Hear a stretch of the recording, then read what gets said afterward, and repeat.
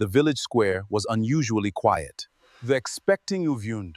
She was expecting a child. But the child's father had disappeared months earlier. Amina, this village has its traditions. Until you can prove your innocence, you cannot stay here. Tears filled Amina's eyes. The sun disappeared beyond the hills. Dark clouds Gathered overhead. as a cold wind had the empt. What? Her feet. Minute aimed to hours, her body was exhausted. The rain grew heavier. Yet beneath that old tree, but Nando Kovand and exhausty, hopeless to die. Garden.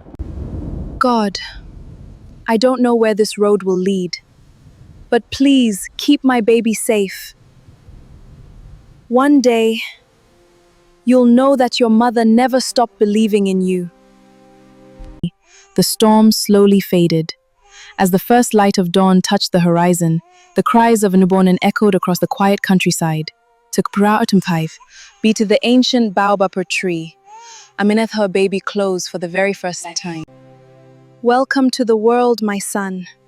You were born with nothing, but I promise you, you will never grow up without love. Your name is Daniel, and one day the world will know it. The years passed. Every morning before sunrise, Amina was already awake. She worked wherever she could. Every coin she earned had only one purpose: to give Daniel a better future. She taught him that true greatness begins with serving others. Those lessons would shape the man he would one day become. Mama, why do you work so hard every day? Because education is a seed, my son. If we plant it today, tomorrow it will grow into something the world cannot take away. I promise I'll study hard. And never forget the people who helped you when you had nothing. The years passed quickly. Daniel became one of the brightest pupils in his village school. Every morning, he walked several kilometers carrying the same worn school bag his mother had carefully repaired many times. He had no expensive textbooks, no private lessons, only determination. She realized this boy was destined for something extraordinary. Daniel, why are you still here? School ended an hour ago. Books are my way to a better future, Ma. What do you want to become when you grow up? I want to lead people and help families like mine never lose hope. Then never stop learning. Months later, the entire village gathered at the small primary school. Students stood quietly as the headmaster stepped onto stage with Dboro, which one student who earned the highest score in the entire statistic for his buys. Was Wiggy looked to the crowd and another smiled in tears. Daniel, your hard work has inspired every student in this school. Today, you receive a full academic scholarship. Thank you, sir. I won't waste this opportunity. I always knew you were destined for greatness. Mama, I promise I'll make you proud, and I'll come back to help our people. A few days later, the morning bus waited at the edge of the village. Daniel stood beside with the scholarship had opened the door to a new life, but leaving his mother behind was the hardest step he had ever taken. I am so proud of you, my son. I will make you proud, Mama. He knew he was leaving home, but he also knew he would— I will return. Never be ashamed of where you came from. Your roots will always remind you who you are. Mama, I promise. No matter how far I go, I will come back for you, and I'll come back for this village. Young man, make this village proud. I will. 20 years passed. The little boy who once left the village with a worn school bag had become one of the youngest presidents in Africa. Yet despite the Grand Palace, official meetings, and international recognition, one promise still echoed in his heart. I will come back for— Mama, I will come back for you.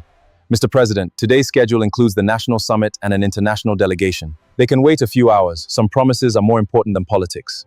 You're really going back to your village? A man who forgets where he came from will never truly know where he's going. The quiet village had never seen anything like it. One after another, black SUVs rolled slowly into the village. Who could be visiting their village? The lead vehicle came to a stop. The door opened. For a moment, no one recognized him. That face, could it really be Daniel? Silence filled the air. Isn't that Amina's son? The little boy who left on the scholarship bus? Impossible. I've come home. Welcome home, welcome! Thank you all. It is good to be back.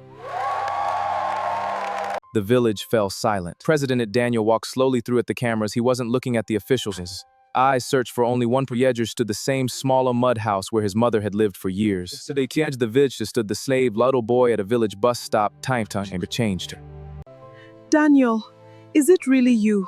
Mama, everything I became started with your sacrifice.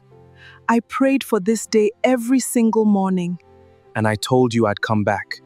I could never forget you. Next morning, the entire village gathered and looked at the faces before him. Demo carried no bitterness. What Daniel carried no biting is a big regret. I'd not returned to Reindeer on the past, I returned to build our school. Cleveland boy Charles dream. The greatest victory is not revenge, it is choosing to change lives. No child should ever lose a dream because of poverty. No mother should ever suffer alone. This village gave me my beginning. Now it deserves a brighter future. We judged your mother unfairly. Can you forgive us? Forgiveness is the foundation on which great communities are built. Eyes of the taster. The children filled the new school. Patients were treated in the hospital, clean water. The statue of Amina, which never gave up. Everything did quietly with your courage. And somebody from Paris. Not just one, many of you will. A mother's faith had changed generations. Mr. President, can I become a leader too? Dream without fear. Work with honesty. Serve with love. And never let anyone tell you your future is too small. Every sacrifice was worth it. Some stories entertain, others stay with you forever. Welcome to Dboro.